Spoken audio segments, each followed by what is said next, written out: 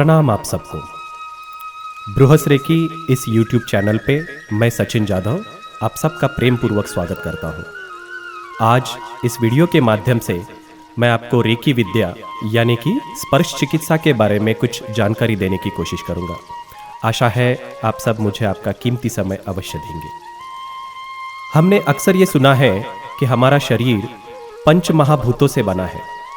पंच महाभूत यानी पृथ्वी, जल, अग्नि, वायु तथा आकाश। मृत्यु के बाद यह पंच महाभूत अनंत में विलीन हो जाते हैं। तो ये पंच महाभूत आखिर हमारे शरीर में कहां पर स्थित है? आइए इसे जानने की कोशिश करते हैं। हमारे शरीर में जो भी ठोस भाग है, जैसे कि हमारी हड्डियां, मांस, हमारी काया, बाल, नाखून, ये जितने भी स्थूल पदार्थ है, जितने भी स्थूल चीजें हैं, यह सब पृथ्वी तत्व से संबंध रखते हैं। शरीर के भीतर जो भी तरल पदार्थ पाए जाते हैं, जैसे हमारी लार, खून, पसीना, आंसू, वीर्य इत्यादि सब जल तत्व से संबंध रखते हैं। हमारा शरीर मूलतः गर्म ही होता है। इसे गर्म रखने का कार्य अग्नि तत्व करता है।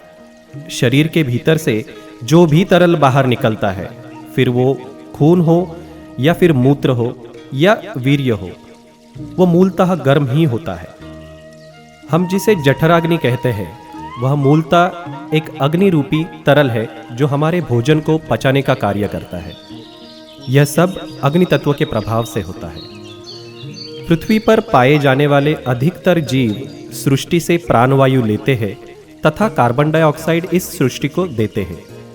ऑक्सीजन और कार्बन डाइऑक्साइड, इसके अलावा 9 भिन्न भिन्न प्रकार के वायु हमारे शरीर में मौजूद है, जो सब वायु तत्व के नियंत्रण में आते हैं। आकाश, यदि हम ठीक से देखें तो हमें पता चलेगा कि आकाश एक बहुत बड़ा शून्य है, एक वैक्यूम है। ठीक उसी प्रकार हमारे शरीर में भी एक शून्य है, एक वैक्यूम है। जैसे जैसे हम ध्यान धारणा की गहराइयों में उतरते हैं, वैसे वैसे हमें हमारे शरीर में छुपे इस आकाश तत्व की अनुभूति होने लगती है। सृष्टि के ये पांचों तत्व मिलकर एक नन्हे परमाणु का रूप ले लेते हैं और इन्हीं परमाणुओं का एक समूचा समूह निरंतर हमारे शरीर में काम करता रहता है। इसी के फलस्वरूप हमारे शरीर में जीवन रूपी एक ऊर्जा बनी रहती है। शास्त्रों में कहा गया है, यत पिंडे तत् ब्रह्मांडे, यानी जो कुछ इस शरीर में है वही सब इस ब्रह्मांड में है। ये परमाणु रूपी जीवन ऊर्जा जो हमारे शरीर में है, वह इस ब्रह्मांड के चारों ओर फैली हुई है। जो व्यक्ति ध्यान के गहराइयों में उतरकर अपने सातों चक्रों को कार्यान्वित करके अपनी कुंडलिनी शक्ति को जागृत करता है, वह व्यक्ति इस ऊर्जा को बखूबी महसूस कर सकता है। और सिर्फ महसूस नहीं, बल्कि अपने शरीर को एक माध्यम बनाकर किसी भी अन्य जीव को ये ऊर्जा भेज सकता है। प्राचीन भारत में इसी रेकी विद्या को स्पर्श चिकित्सा कहा गया है।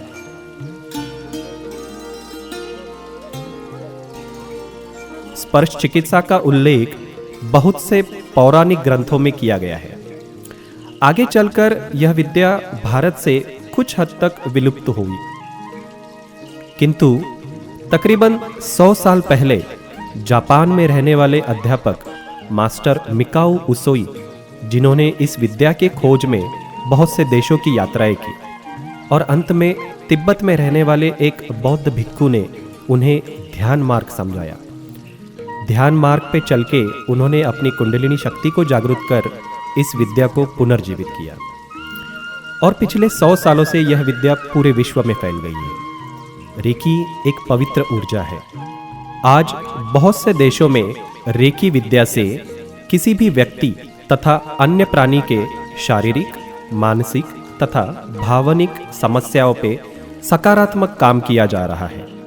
आशा है आप भी आपके नज़दीक के रेकी सेंटर से इस ऊर्जा का लाभ अवश्य उठाएंगे।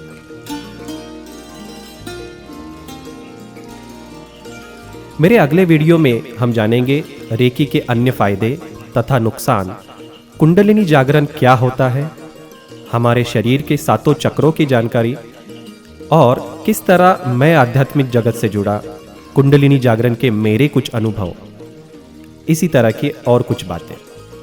तब तक के लिए आप सबकी इजाजत चाहूंगा। फिर एक बार आपका कीमती समय देने के लिए बहुत बहुत धन्यवाद। शुभम भवतु। प्रणाम।